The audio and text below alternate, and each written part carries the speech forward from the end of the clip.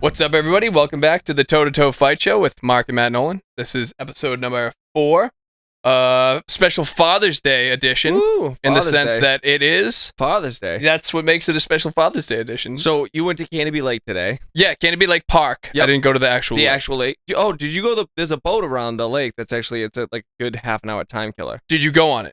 I've been on a bunch of times. I've said on the way up, my kids were like, "Why is it called Canopy Lake?" And I was like, "There's a boat that goes on Canopy Lake." It's a little pontoon. We did not. My favorite, so Canopy Lake is like the best people watching ever. I always joke around that the official jersey is like a 5XL. Remember like the Buzz and Taz? Oh, Chris just Frost gangsters with their fucking pants on backwards. Yeah, and just a woman with a baby and a Marlboro 100. It was more expensive than I remember. It wasn't as trashy as I remembered. It was great. It was trashy. So we just went as a school field trip, and these girls like the food was awful, and I go, why? They're like, we waited like 12 hours for chicken fingers, and this girl's like, and mine had a piece of gum in it. Oh, what'd you eat today? Chicken fingers. There you go. Yeah, not bad though.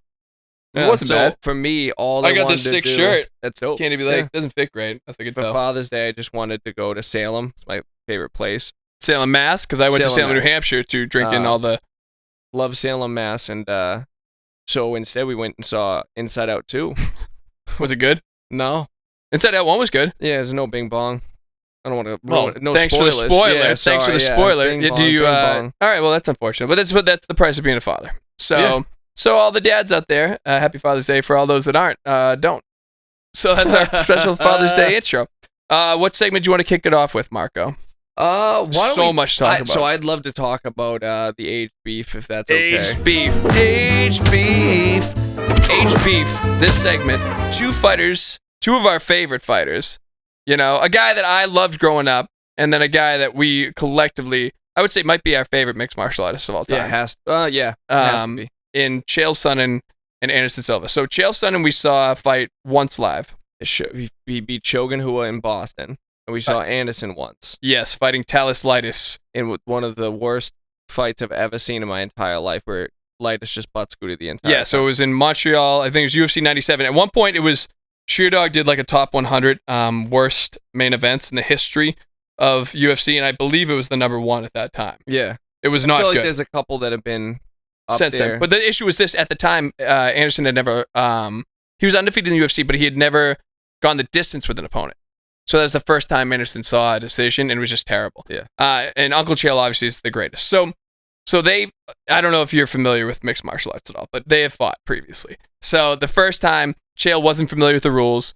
He tapped in the 5th round. Dominated for 4.5 rounds. Yes, got caught in a triangle armbar and tapped. Yep. The second time, he threw an ill-advised spinning back fist and got stopped. So now they're 1,000 years old, hence the H-Beef moniker. And they decide they are going to fight. Chael's going to make his boxing debut.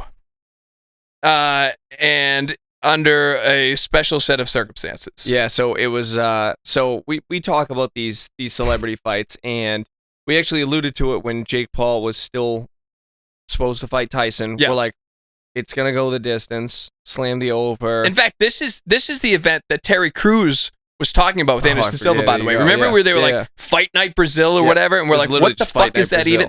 This is the event. So Silva and Sonnen, so they obviously, historically, they did not get along. Now they're thick as thieves. Now Chael is invited to Anderson's barbecue. In perpetuity. Yeah. So they agree to a boxing match, 5 2-minute rounds. Can we talk about, before we even get into the actual rules, the actual event was like a thing of mystery. So we kept, as of, I think, Saturday morning, potentially, or maybe it was Thursday, whatever it was. This week, it was like, event start time, to be determined. It was like streaming avenue, to be determined. Like, there was no information on this thing. So to even get it, like, we found... You had to run a VPN just to, like... It was a crazy stream to the point that I didn't feel comfortable even watching it live. So again, now getting on to how fake of an event this was. So it was 5 2-minute rounds. Of course. And so... 5 2-minute rounds. They played patty cake the entire time, like less than any light sparring, just like tapping the body. There's no... It's an exhibition with no judges. So a lot of times these exhibitions, like when Tyson fought Roy, and it was completely fixed. Yeah. because Tyson fucking killed him. Yeah. Well, I think, but the rule set going into that still, I think, was that there was going to be no winner or loser for the Tyson fight. Is that right, or was there not? No, it just wasn't. Was an it official scored? Fight. Yeah, it was scored. Yeah. Oh, it was? Yeah. Oh no shit! Was it scored? Just a made up draw? Yeah. Oh, okay. And then so this fight, there's no judges. It went the distance, so obviously it's a draw. And Chael did Chael stuff and immediately said like, "This is bullshit. I clearly won that fight. I should have been awarded." So this is what I saw. So I went to Twitter immediately this morning, right? Like, so if it wasn't Father's Day for me, it was Christmas morning because. Again, I just didn't have the balls to watch it live because I just didn't know what virus I was going to contract by clicking on whatever, Sao Paulo link for Fight Night Brazil. Dengue fever. Yeah, exactly. So that's great, dude. So I check Twitter and it was like all the bad blood boils over and Sonnen and Silva go for broke. So I'm like, fuck yes, let's go. Oh, the highlight? Yes. Yeah. And then so I click on it. And I'm like, funny. And they're like this. Yeah. Like Chael was just flipping his wrist, and like Anderson was like at least like Anderson is like a better showman. Like yes. he can kind of sell it a Chael little bit. Was like I don't know, but also if you looked at them, they're like drenched in sweat and like blood and shit, and I'm like, how the fuck are you even? And I looked at the clock; it was like a minute into round 2, which means they had been 3 minutes of action.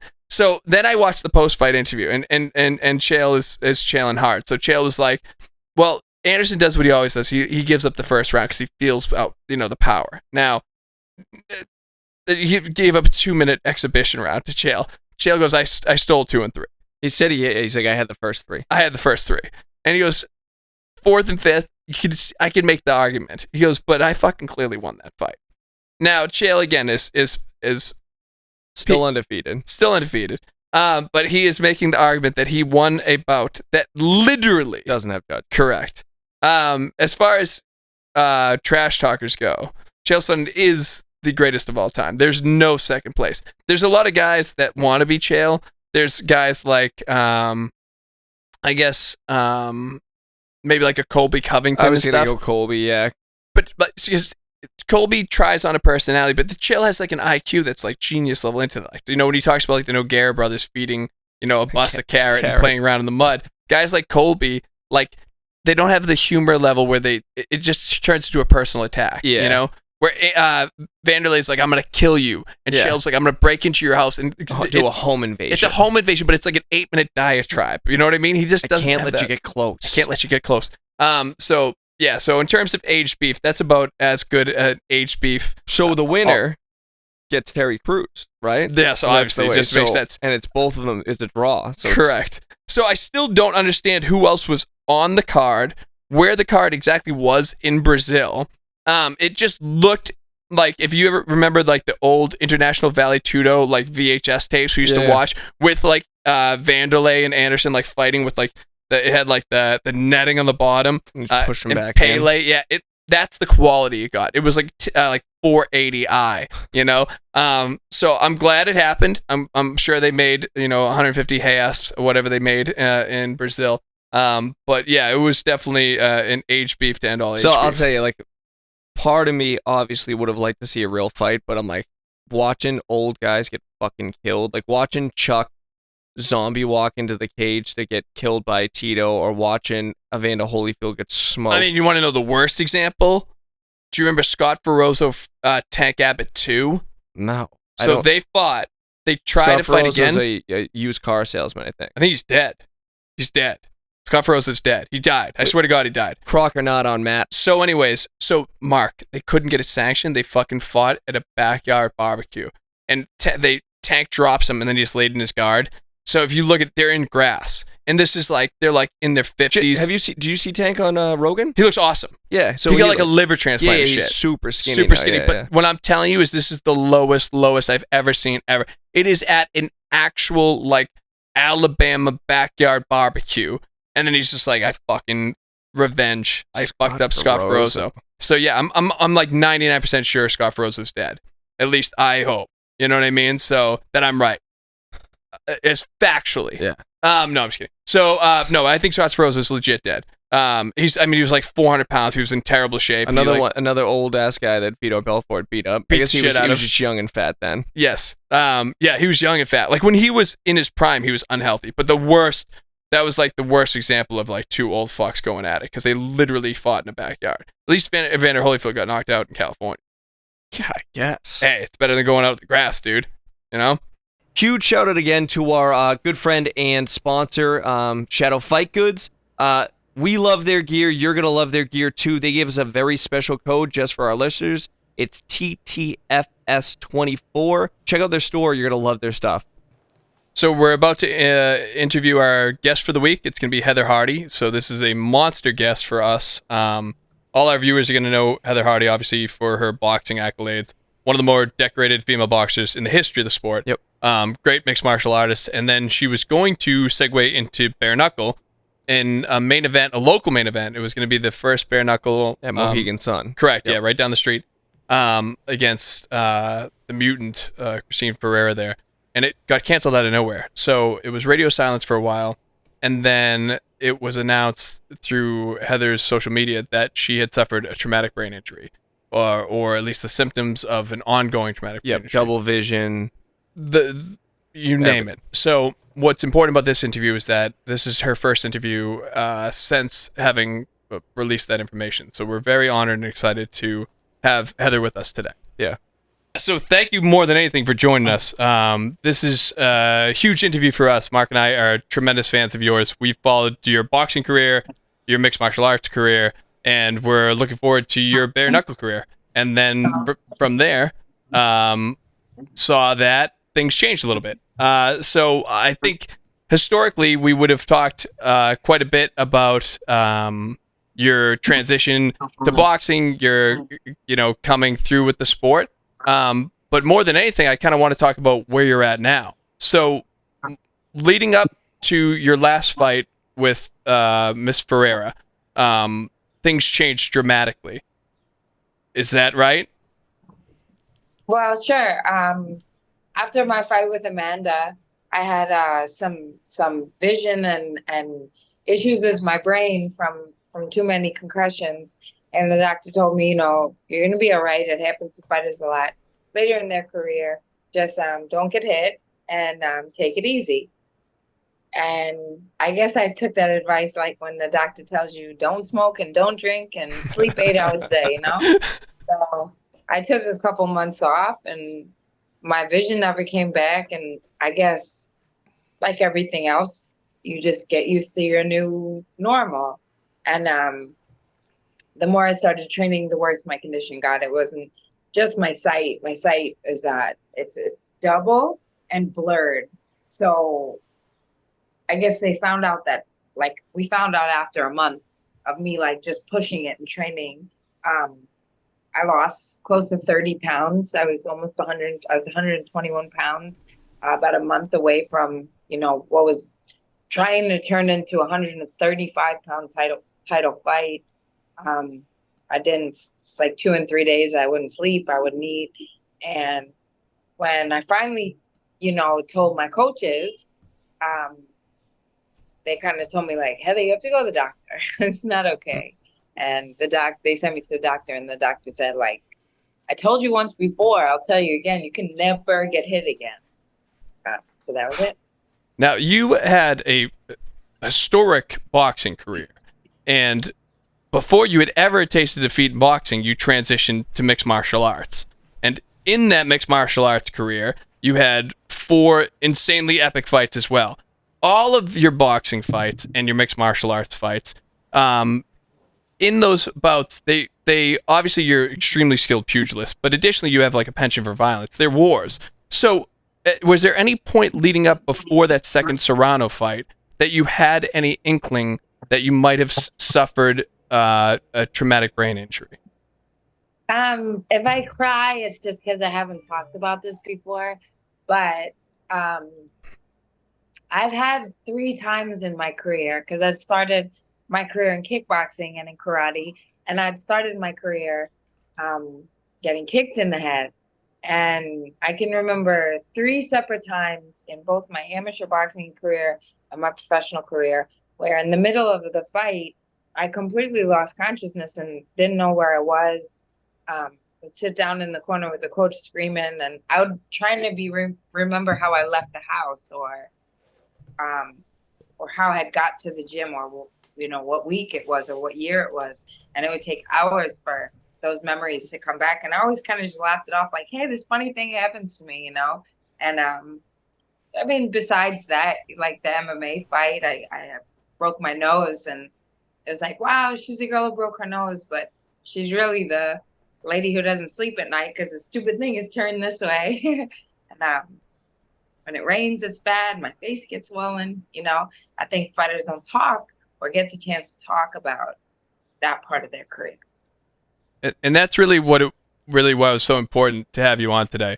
So, and Mark and I, if you know us personally, this isn't really the mood of the podcast or how Mark and I talk, but Mark and I are professional boxing coaches. We're amateur boxing coaches, and it's this type of shit that people don't talk about. They never see behind the curtain. It's all the glamour, it's all the big fights, but they don't understand what happens to these boxers in training throughout their entire career, and kind of, you know, the repercussions of that life.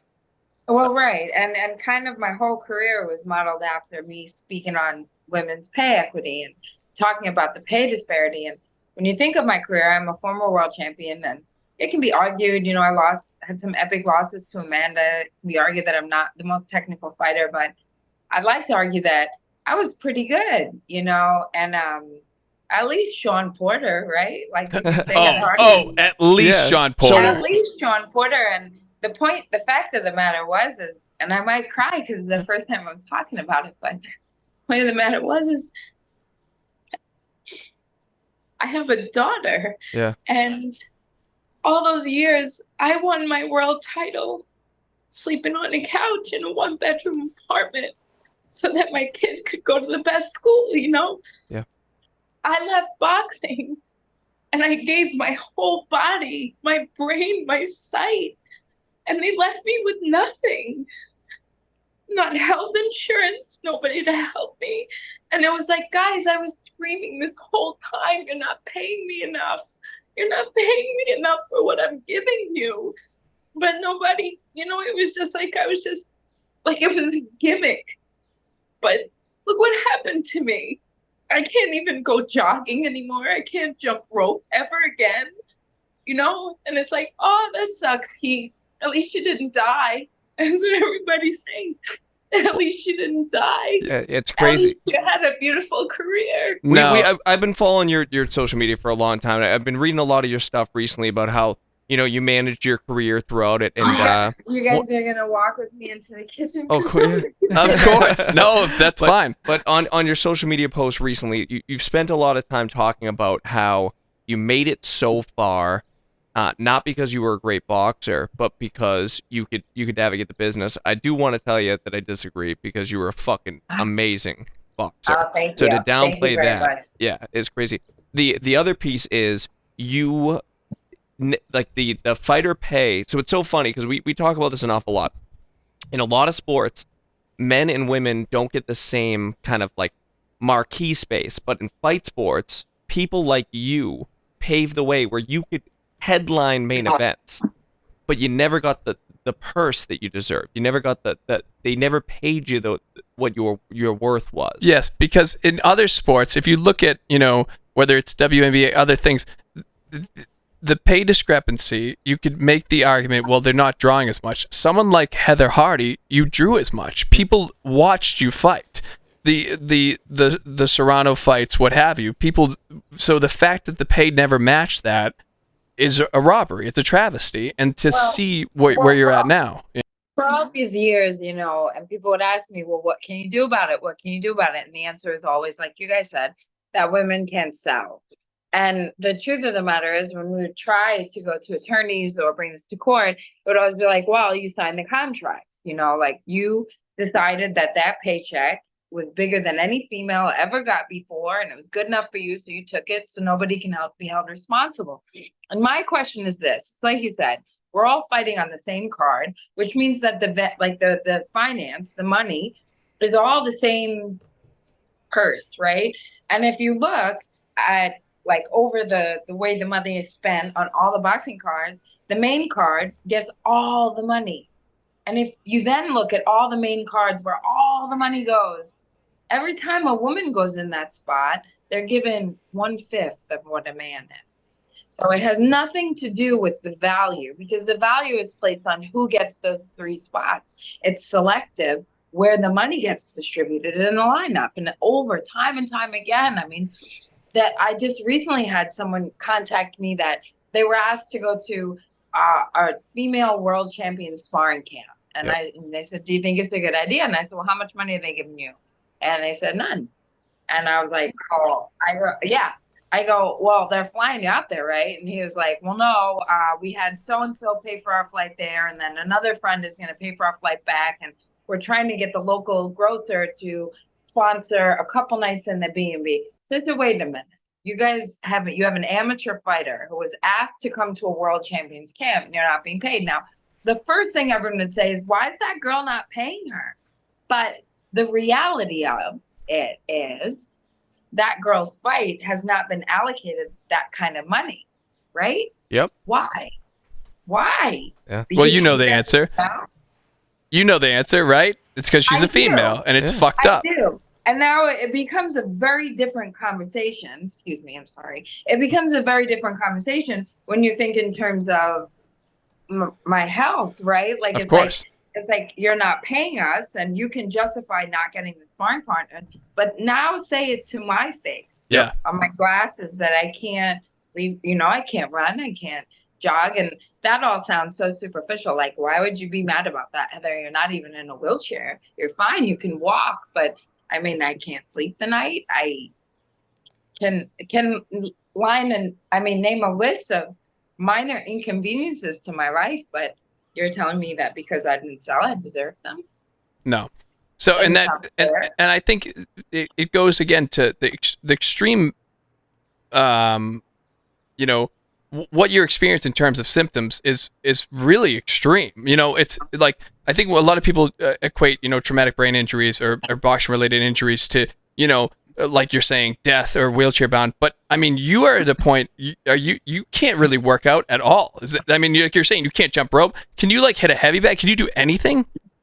So the doctor said that I have to take it easy. And he had said that if when he had told me to take it easy the first time I had listened, that perhaps this problem would be fine, right? But because I had exacerbated it, doing the opposite of taking it easy and training for a world title and sparring and getting my head hit, it put me in a worse predicament where every time my heart rate goes up, the symptoms kick in. My vision, I already have a lot of problems with my peripheral vision, but it just kind of closes up real bad and I can't see anything. So I'm falling down the stairs and walking into stuff. As soon as I can't ride a bike anymore, I really can't travel by myself anymore. They had said you could do some little workouts, but just don't push it. And I would do these little 40-minute workouts and pass out and get so sick. And what they said was you're a professional athlete. Your version of not pushing it is not a normal person. That means when you do 10 push-ups and you get to 3 and it hurts, you got to sit down. So I had to teach myself that I have to do a 20-minute workout in 4 hours. And additionally, a lot of the ways that you would supplement your income is through personal training at Gleason's. Is that correct? Are you able to do that? Thankfully, I am. And it was the thing that pushed me to admit that I had to go to the doctor, because I had a sparring session and I came home and 2 days later, I couldn't see anything. And usually my symptoms would come back in a few hours, and it took 2 days. And I just started thinking Heather, if you're blind, then you can't help Annie at all. How are you going to even teach boxing? Yeah. And that's when I realized I have to walk away now while I can still use myself and my knowledge in the sport to at least keep my family going. Yeah. Yeah. I mean, everything you're saying is stuff that I think is so important for people to hear. You've been such an amazing advocate for female boxing. You're an incredible pugilist to begin with. You have the biggest balls on planet Earth. Mark and I always say, when we watch you fight in Bellator, we're like, I can't believe fucking Heather Hardy, who's dominating women's boxing to start, is jumping into MMA and kicking ass in MMA. You took no easy fights in Bellator. And then to see what you're going through now is a travesty. Yeah, and we have a ton of friends that have. So we're very close with Sonia at Gleason's. We spend a lot of time there, and we've had a bunch of friends that have taken private lessons with you, and they're like, Heather's the nicest fucking person on the planet. She knows her shit, but she just everybody adores you. Yeah. I'm not a dick, like what you see, for sure. There's no better way to say it. I'm just really not a dick. If you leave me alone, I leave you alone. Cool, Yes. I'm easy like Sunday morning. I really am. There's a charity that you, I think, posted about. I think, kids over at Gleason's. Yeah. Oh, yes, we'd love to hear about it. Tell us about that. Yeah, I work with a charity called Give a Kid a Dream. I've been with them for a decade. It's inner city kids who are recommended to us at Gleason's through everywhere from, guidance counselors, parole officers, parents, neighbors, friends. And we take them in and we teach them the disciplines of life through boxing. They get tutoring, they get boxing lessons. And the ones who really love it and stick with it, we compete. We've had, I have kids that are now almost 30 that call me mom, that are like my sons.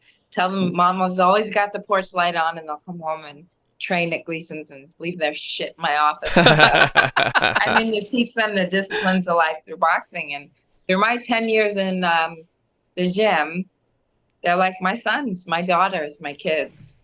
That's awesome. Amazing. I'd love to hear it. That's an awesome thing to be a part of. And how can people give, Heather? Because I think you mentioned something about $100 can help. Oh my gosh, $125 a month can help pay direct from you to Gleason's every month.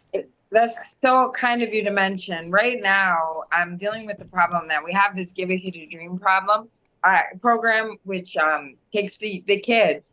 And then they graduate out of it. And a lot of them didn't really have enough time to spend with us, and they fought. What I've found over the last 10 years is I get a handful of them who go back in the streets and get in trouble and realize that the only thing that they ever had was Gleason's and boxing and the community and the family. And they always come back to us, And now over the years, I've always come out of pocket and try to fund the extra $100 a month or $200 a month. Or if I have 3 or 4 of them, I work it out. And I'm not fighting anymore, and I have 4 kids, and I don't want to send away.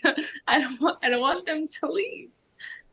Well, we'll be sure to share the link throughout ours. Mark and I will donate $1,000 this month. What do you think, Mark? Bang! Yeah, we'll do $1,000. That sounds good. Is that a good start, Heather?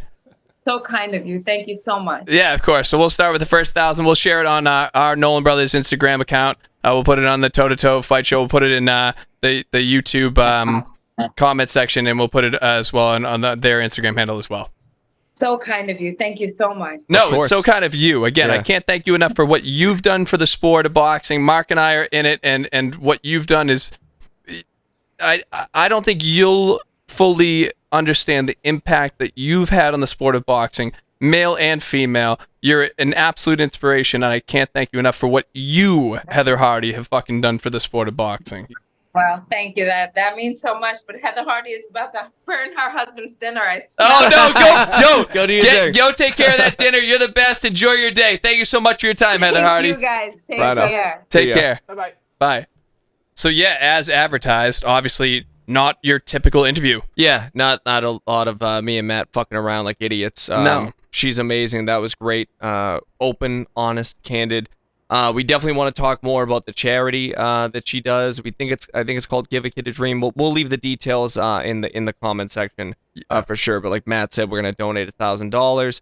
Hopefully, you guys can pony up some cash to do some great things in Brooklyn. Yeah, it's just important to know, like, as much as we fuck around and talk about all the softer side and funnier sides of the sports, like there is, combat sports are inherently risky and dangerous, and there's parts of it you shouldn't fuck around with and joke around about, and Heather nailed it, and we're so grateful to have had Heather on the show, and just being as open and candid as she was, and to have us as the platform and avenue for her first interview was something that we can't thank her enough. Yeah, she's awesome. I'd love to have her back on in the future and just kind of see where things have changed, see what her game plan is with like the training regimen hanging out at Gleason. So. Yeah, and Mark and I always try to get out there at least once a year. Yeah. So next time we're out there, hopefully we can see Heather and talk to her in person. That'd be great. Yeah.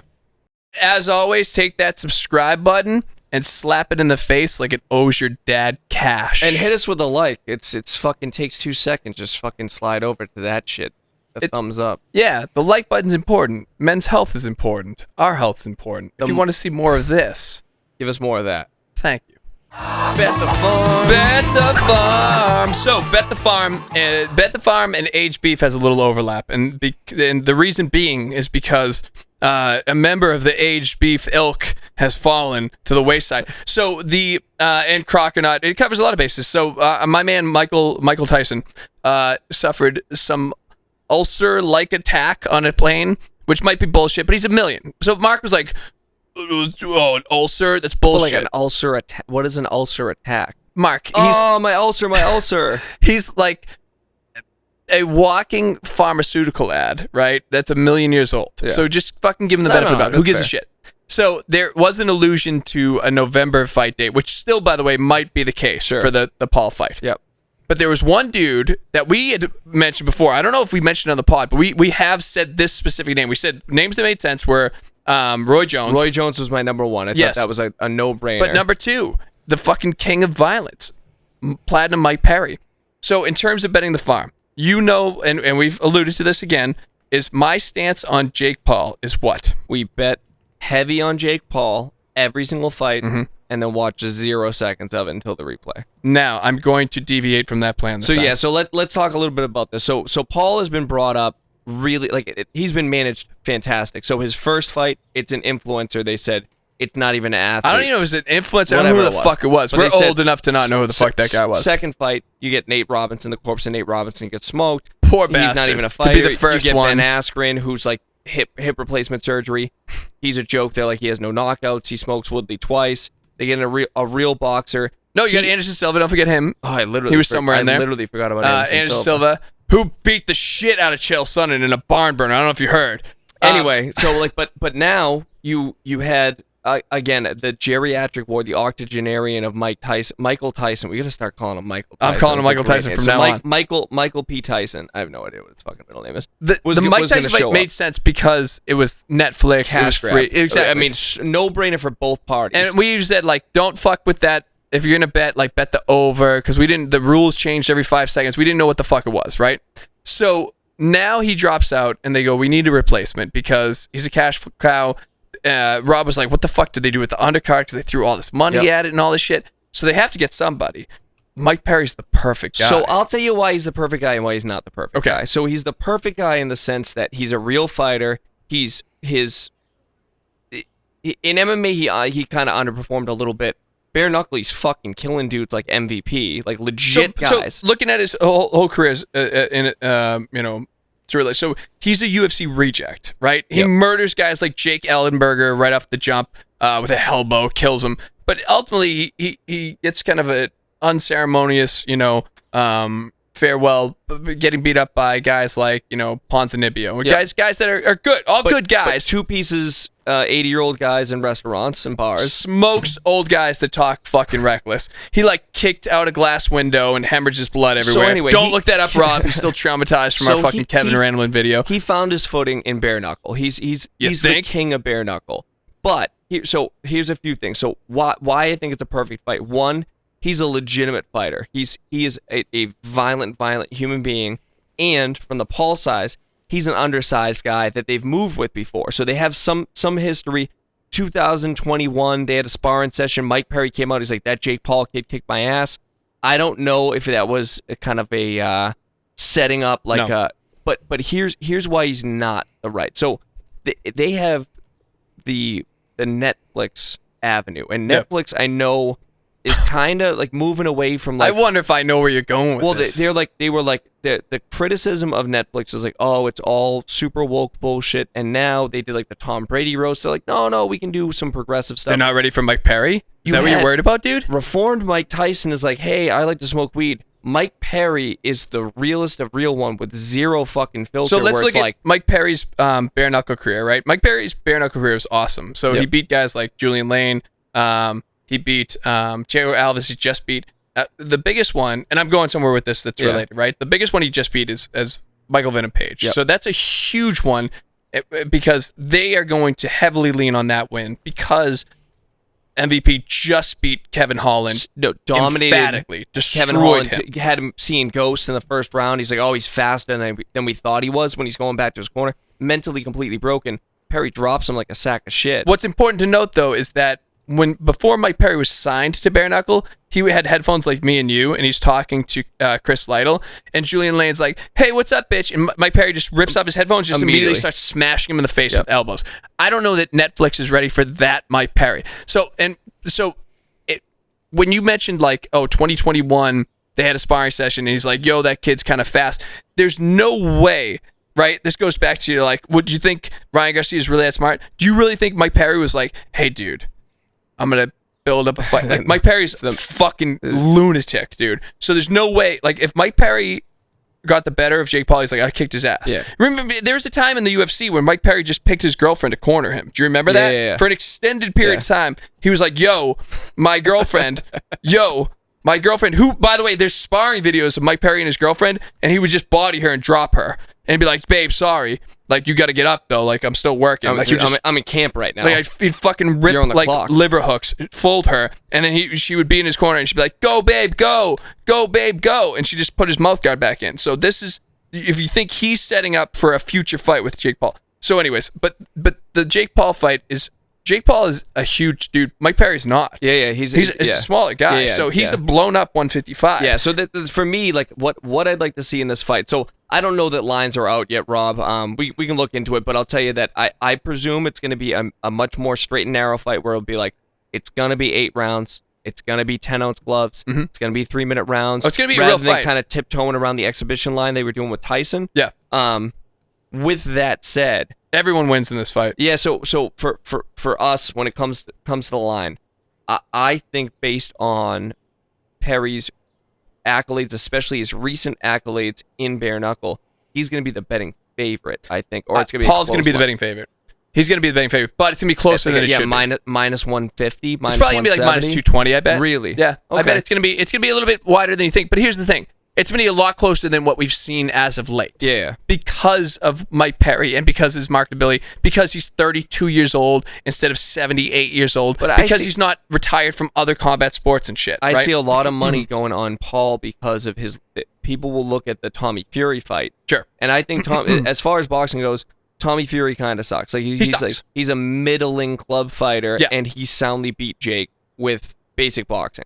I thought it was a pretty clear cut. Dropped by a jab in the 8th or whatever. Did he beat him? He soundly beat him. I don't think any scorecard had Jake Paul winning that fight. No. So that being said, Perry doesn't fight that way. Perry's not a polished boxer. He's an animal. I think the size discrepancy is going to be so glaring, and it's going to be the build-up's going to be more exciting than the fight.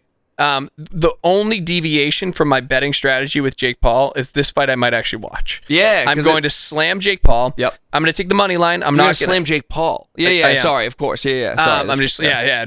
No. I'm not betting on Mike Perry. Yeah. I don't believe I've ever bet on Mike Perry. I don't know. I have bet against him in the Ponzinibbio fight. I don't trust Mike Perry's psychology at all. Well, I'll tell you, he's used to 5 2-minute rounds now too. So the pacing's completely different for a pro boxing match. Stylistically, look at Michael Venom Page is infinitely better striker than someone. I don't know about infinitely better, but better overall striker, but just strictly boxing, still better probably than Jake Paul, but it's probably closer than I want to admit. Jake Paul's so big. He's huge. He cuts from over 200 pounds, where Mike Perry's a blown up 155. I can't say that enough. Yeah. And he's probably 5'7", a driver's license 5'9", maybe. Yep. Where Jake Paul's a 6'1". For me, if you're Mike Perry, no brainer, you have to take the fight. Oh, Mike Perry's going to make a gazillion dollars, career high. And his stock can't go down. His stock won't go down. He'll still own Bare Knuckle. Yep. He'll fight guys his side, beat the shit out of them. Jake Paul will fight a way more legitimate opponent in Mike Perry, beat him soundly. He still will potentially have the Tyson fight in the works in November without fumbling in the bag there, assuming Tyson doesn't die of old age in the interim. And I'll still make money on the Jake Paul fight. Bang. So everybody wins. So if you bet the farm, we'll see what the lines look like. I don't know that they're live yet. I think the date is July 20th is the date that I've seen. I don't know if that was the original Tyson date. It's gotta be close to it. We're looking at Jake Paul money line. Money line. Yeah. Jake Paul money line. Props? I wouldn't fuck with the props. I wouldn't fuck with the props. Because Perry's pretty durable. Perry's durable. He he's got stopped once or twice in MMA as far as strikes. Yep. He hasn't been stopped or even lost at all in bare knuckle. And even if he gets knocked out, the money line still hits. Yeah. So no point in risking it. Take the money line. no matter what the money line is, I would say at least a unit, depending on your risk reward factor. But again, this is a perfect Jake Paul fight. It falls historically exactly like all other Jake Paul fights. It's an opponent that looks way more dangerous than they actually are. But this one is more dangerous, but he's not dangerous. He's way more dangerous in a social setting. Yes, if your father is drunk at a TGI Fridays, Mike Perry might fucking snuff him. 100%. Yes. Bet the farm, baby. Bet the farm, baby. All right, Crock or Not. Crock or Not is basically the month of July for the UFC. Yeah. But one man stands alone. The Smash Machine. The Wolf. Smash. Boars. Smash. Khamzat Chimaev. I think so. Is it Khamzat? You're supposed to pronounce the K's in all of these Dagestani fighters. You know what I'll say? We should probably look into that at some point in time. Yeah. So Khamzat Chimaev, is out of the main event against Bobby Knuckles, Robert Whittaker. So why is this a matter of Crock or Not? Now, people drop out of fights all the time. Constantly. So we mentioned Heather Hardy was out of her fight with Ferrer. Why? She is career-ending brain damage. Yeah. Wildly valid, obviously. So why then are we talking about Khamzat being the subject of our Crock or Not? Well, Khamzat is the wolf who cried wolf. So Khamzat has made a career out of not showing up to fights. Yep. So whenever you want to check fighters who don't show the fuck up, do you know what to look? It's Tapology. So Sheerdog is the be-all, end-all for fight records. Tapology has canceled bouts. Got you. Do you know how many times Khamzat was supposed to fight Leon Edwards? 76 times. 3 fucking times. No shit. 3 times. So Khamzat was out against Leon Edwards 3 times. He's out now against Robert Whittaker. He was famously out against Nate Diaz in a weird situation. Oh, how about his... Yeah, is that the one where he gained 1 million pounds to fight Holland? So that whole thing was bizarre because Nate Diaz was supposed to fight Khamzat.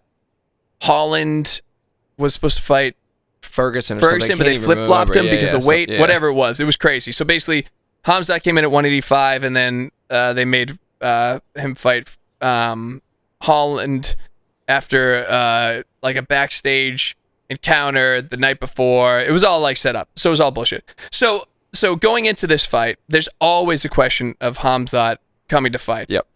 And sure as shit, 3 days ago, there's an Instagram post of Khamzat in the hospital, just like curled up. It's not even like a hospital. It looks like a mattress movie, if you will. I'm trying to like I'm talking about porn. That's what that is. Oh, okay, yeah. It literally looks like a Those are Gonzo films. Typically, yeah, it looks like a for our connoisseurs out there. It looks like a film setting of like what that industry would think of a hospital room. It looks like him with like a little blanket. It looks like weird. a Redbox DVD film where some guy, because the guy's like in the corner, like there's a camera. He's like, "Oh no, Khamzat, you're not gonna make it." He's like, "Oh no," and it's just like illness. So, the thing with Khamzat, dude, he's turning into a what if at this point, dude. Yeah. So he comes out, he kills everybody, smash everybody. He fights like 3 times in like a week, and then he just misses weight. He fights and acts as if he's done a lot more than he already has. 100%. So that's the concern. Additionally, he is friends with a warmonger that I won't totally get into for fear of retribution. Yeah. So I don't want to start my car and have it explode. But Matt Nolan in the red corner. But because of that, he also has visa issues. It got you. So he has trouble. So if you are like in cahoots with a known war, like he's like a fucking Marvel villain, you can't just travel internationally. Womp womp. I know you say that as a joke, but some people are friends with him, and you can. So it is weird. So like my question is like, how friendly are you with this dude? The guy, the Chimeran government. Rob, again, as a guy with a degree in geography, you can look this guy up. I can't think of who it is, but he's like the head of like fucking Chimera terrifying. Or whatever. But he's like a literal like warmonger, and his name escapes me at the moment. But basically, Khamzat is so friendly with this dude, he has trouble getting an American visa. But with that being said, Chael Sonnen says he always sees him at the UFC training facility and like takes video of him supposedly. Uncle Chael strikes again.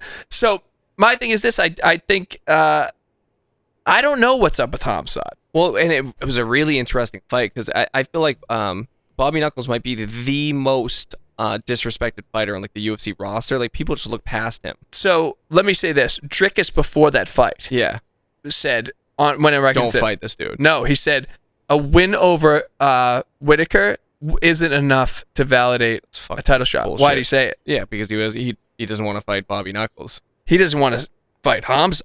Oh, I got you. I understand what you're saying. So to go on record ahead of time and go, hey, whoa, just so you know, dude, just because you beat homeboy here doesn't mean you're fucking automatically getting a title shot.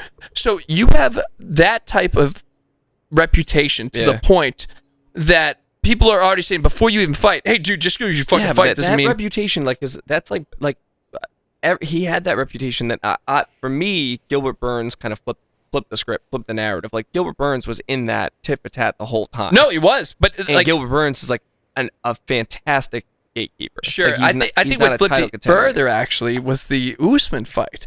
Because with the Usman fight, he dominated him, killed him the first round. Can't walk upstairs. He has to walk backwards because his knees are so fucked up. Correct. And then it was a majority decision. Now, I think that they got it wrong, to be honest with you. I did think he won a little bit more, tellingly than they let on. But the first round was a 10-8 round. He just absolutely torched him. Then from there, you win a majority decision, dude, against... and now, again, I understand he's a former champ, but like you said... I'm a huge Usman fan. It's like Usman apologist. We make the joke that I'm his one and only fan. I love the guy, Usman. Admittedly, he's past his prime. Like, he his goes legs don't work upstairs anymore. backwards, dude. I mean, how much more can you say?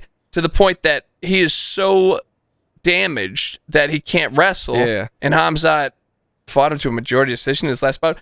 So with that being said, I have to imagine that I think it's bullshit why he's pulling another fight, but I honestly don't know why. Number one bullshit. Which brings us to the other guy that pulled out of a July contest. It's Conor. I don't know what the fuck's up. So it's so interesting with Conor because Conor has Khamzat walks around like he's done what Conor's done for the sport. That's the difference. Conor has transcended MMA. Correct. He's making tremendous amount of money on his liquor brands. He's tipped his toes into BKFC. He doesn't need to fight anymore. Our mom knows who fucking Conor McGregor is. If you talk to your go to your school nurse in the high school, she knows who Conor McGregor is. But now Conor's been out of the sport for quite some time. Yep. And wasn't super successful the last time last times he's been in it. And he is huge physically. I mean, he'll be the first to tell you he is fucking massive now, to the point that they had to make up a weight class. I want to know kind of why he pulled out. Is it like a Diaz type thing where it's like, I'll show up when I feel like it or not? Because Conor to me seems like more of a competitor than that. Yeah. Like, he keeps taking fights now. He posted cryptically on social media in a doctor's office that had like orthopedic, it had bones in the background. Yeah. People have speculated a foot injury, hip injury, and his was a non-disclosed injury. Yeah. And Khamzat's was an illness, right? Where he's shaking in a fake bed. So, but Conor's smiling in the doctor's office. At least Conor's is like, hey, I'm in the doctor's office. He's smiling like, hey, something's up. Khamzat's was very overly produced, oh my God. It looked like... Yeah, Conor's is interesting because I wonder, I'm dying to know what his camp was like and what his weight's been at to get to 65. If you see him, there's videos of him. He's 200 pounds. He's monstrous. He's huge. He also is a public figure in public settings that aren't gyms. Oh, he likes the nightlife. He enjoys the nightlife. So, whereas Khamzat does not, I would imagine, being, a strict Muslim. But the thing is, with all those factors in play, it brings up a lot of what ifs, So with Conor, I think if Snopes, it would be questionable or something. Indeterminable, I don't know about Conor, The thing is with Conor, he doesn't have to fight anymore. Yeah. So I see Conor fighting Chandler in the next 3 months. I think they'll actually pull the trigger. I love Michael Chandler. I like the way he fights. I think stylistically it's an awesome comeback fight for Conor. They went through the whole Ultimate Fighter thing. Yep. They have some chemistry there. He did all the bullshit. He did all the boring stuff. Why pull out now? And it's not like he's a fearful guy. Conor has never taken an easy bout. Yeah. That's what I'm saying. It's funny. You're taking the Poirier bouts. You're taking all tough fights and shit. Real tough fights. Yeah. Because he can take needle mover fights that are paydays. We talked about Nick Diaz is fighting. He can go fight Nick Diaz and kill Nick Diaz. Yeah. Like, that's it. And I mean, the Conor, it's the Chandler fight's 165 catch weight. Still, it's really, say, 170. Yeah. That's what Diaz is at. Yep. He could easily fight Nick Diaz. But he's fighting, like, Chandler, who's still way more prime, dangerous than fucking Nick Diaz Yeah. right now. Diaz hasn't won since Conor was, like, in fucking middle school, dude. Yeah. Like, you go out there, slap the shit out of him, say, I beat Nate's brother. Way more marketable fight, way easier fight. So he's still chasing the big fights. So put your name on it. So Khamzat, CROCK or not? CROCK. And then Conor. CROCK. So we're going with a hard CROCK. hard C word for Khamzat, hard C, CROCK, lowercase C word for Conor. CROCK. I think Conor. I don't know. I think Conor's just not focused on the fight game. I hope he comes back and Yeah, I mean that's like it makes for fucking interesting fights. I hope Conor beats the shit out of Michael Chandler and makes me seem silly. CROCK.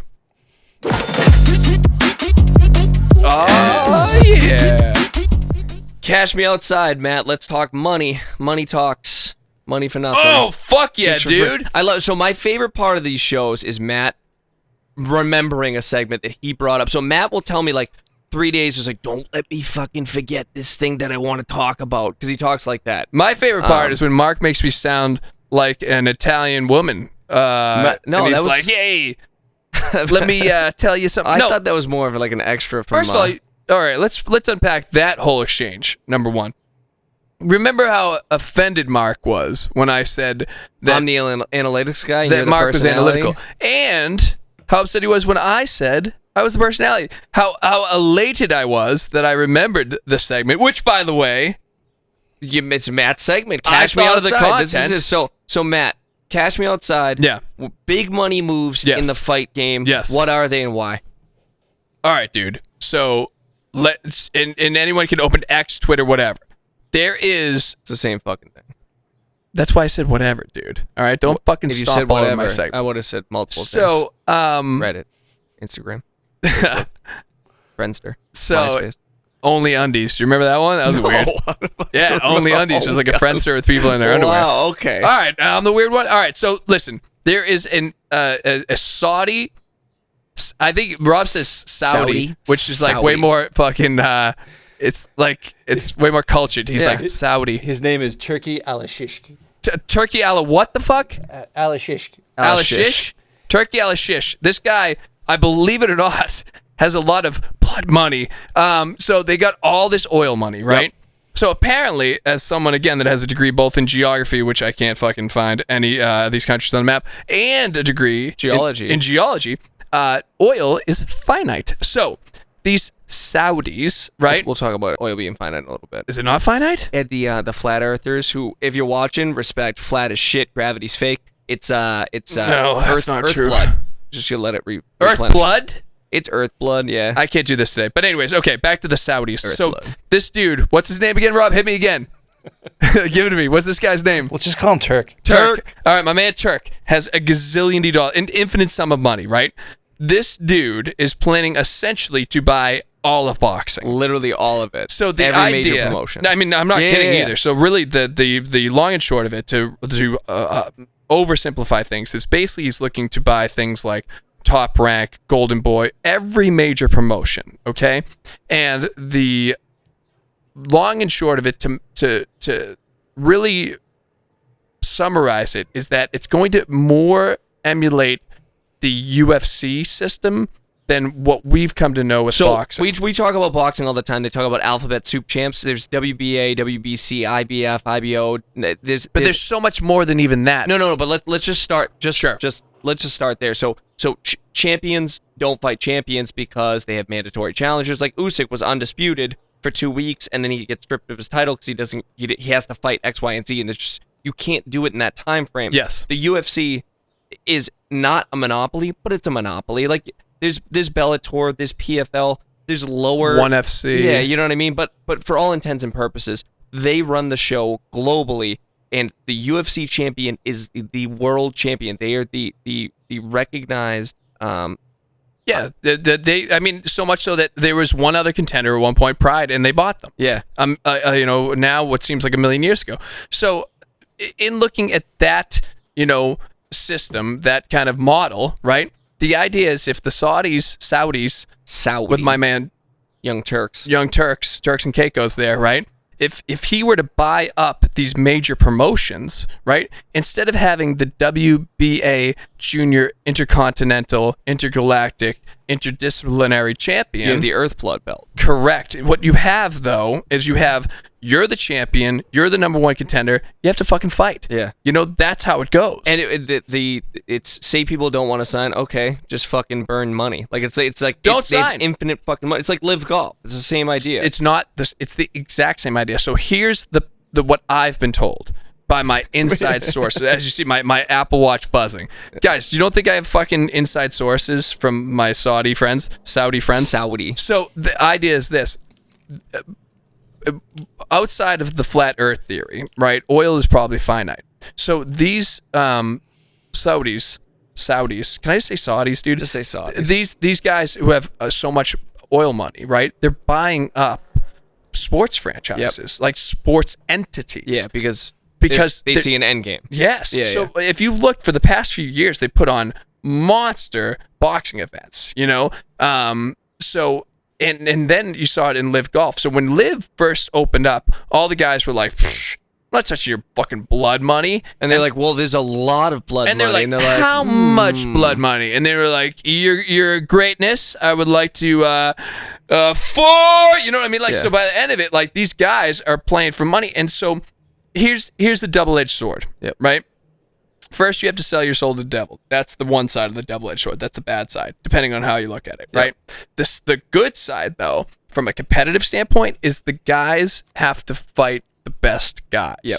So, and we saw this from forever, man. Like, I know Ray Leonard, was, welterweight, moved up, but, like, even, like, Hagler wanted to fight Ray Leonard for years, right? And Leonard was able to run from him. Why? Because he could hide behind different titles and shit like that. Yeah.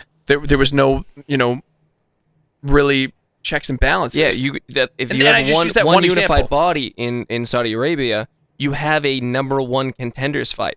The winner of Usyk Joshua fights the winner of Riddick Bowe never fought Lennox Lewis. How the fuck is that possible? That fight will never happen. Fan man. That's not why. I fucking blame the fan man. So, but I mean, by the way, that fight could happen given the state of things. Riddick Bowe versus the fan man. Correct. That dude's dead. Fan man's dead. Look up that shit. No, pour one out for the fan man. I'm dead fucking serious. Fan man's dead. I'm not looking up the fan man. Anyway. Point being is this. We never got to see Riddick Bowe, Lennox Lewis. We went to see it in the Olympics, and it ended on a fucking travesty early stoppage, but we never got to see it in the professional level because of politics. And even though I'm a big Riddick Bowe guy, I think he was fearful of Lennox Lewis, to be honest with you. If there was a checks and balances system where it was a single stream, means, if Ring magazines... Floyd and Manny. I mean, how far past their primes... In my opinion, like, you know what I mean? Not in your opinion, anyone's opinion, man. I want to see that fight 6-7 years before. Of course. Everybody wanted to see that fight. I got a text. I was either taking off or land. Like, I was at an airport, either coming home or leaving for my honeymoon. And my buddy AJ texted me and said, Manny Pacquiao is fighting Floyd Mayweather. And I said, I've gotten this text 100 times over the past 10 years. It's not happening. It actually happened. Yeah. And it was way too late, dude. Yep. And we've seen a million other ones, Tyson did fight Holyfield and he fought Lennox Lewis later on. But, like, John Ruiz never fought anybody. Why? Because he had an ugly style. Yeah, he hit and held. Holyfield, that was it. He fought Holyfield because Holyfield thought he would fucking get through him after... winning a robbery from Lennox Lewis, and he saw him as like a non-threat. So the idea is, from a competitive standpoint, it's going to be awesome. From a fighter standpoint, it's going to be awesome. They're going to make fucking way more money. They will, but the lesser guys won't. That's the issue, man. The lesser guys don't make shit now. Yeah, I guess the only part is selling your soul to the devil. That really stinks. Yeah. That part stinks. But like this, like, imagine if it was like a fucking super cool devil. Like Jonathan Lovitz from Saturday Night Live. Yeah. Yeah, that's the kind of devil I want to hang out with. There you go. I guess there's no downside. No, it's pretty... Actually, so wait, the fans win, you get to hang out with a cool devil, and you make millions of dollars? Blood money. But other than that, yeah. If it happens, because several devils have to go down. Yes. So what is going on is it's the Saudi Arabia has a public investment fund. Yes. And it's $5 billion. Yes. And they're trying to inject it, but for minority stakes into Matchroom, Queensberry, Frank Warren's company, and Top Rank. And I think they're trying to get a few more too. Yeah. But then you got the 4 sanctioning bodies, that you, in theory, would have to buy out to do what you're saying. And I think you can buy the IBF pretty easily. Yeah. You're not buying I think the I could fucking buy the IBF. But my thing is, if they create a product that's so good, vacate your fucking belt and come fight for me. Yeah. Vacate the WBC, come fight for me. Vacate the WBA. You want to make 10 million or you want to make 150 Because million? if you sit down on the couch with my old man, he'd be like, I remember when there were only 3 sanctioning bodies. You know what I mean? There were only 8 weight classes. I don't know what a super junior middleweight is. You know what I mean? So there was a time. Just like that, he does. He doesn't do that at all. But you can imagine if he did. But the point being is, like, what you're saying is true, but on the flip side, this is new ground. And if you get with enough money, you just go, okay. I mean, think of it as like UFC, right? Max Holloway just defeated Gaethje for the BMF belt, which is the most made-up bullshit belt. Guess who fucking bought a pay-per-view for it? This guy right here. The BMF belt, And like you saw, back in the Pride UFC wars, they're like, we'll share guys. They're like, we'll have Chuck Liddell go fight for you, and we'll have some. They're like, and we'll have Vanderlei and Fujita fight, and then Pride's like, hey, thanks for fucking Chuck Liddell, you dumb shit. Like, you're never getting Fujita ever. Yeah, I could see the that's Vanderlei. I want to fight Chuck Liddell. One of the best sound clips in the history ever. He said fuck instead of fight. Do now. He accidentally said, I'm going to fuck Chuck Liddell, which is awesome. Accidentally. Crock or not. Crock or not. Yeah, next week we'll see it. But so yeah, as far as Cash Me Outside, the big news is Saudis buying up everything. Yep. So it's something to keep an eye on for the weeks coming. We'll see if they're able to buy minority stakes in some of these things, And I can see it snowballing. They did really well with Live Golf. Folks, do me a favor. Remember to subscribe to the Toe to Toe Fight Show podcast. We're loving all the listeners we have so far. Can't wait to give you more content. If you like pragmatics and socialization, you like me and Mark every week on the Toe to Toe Fight Show.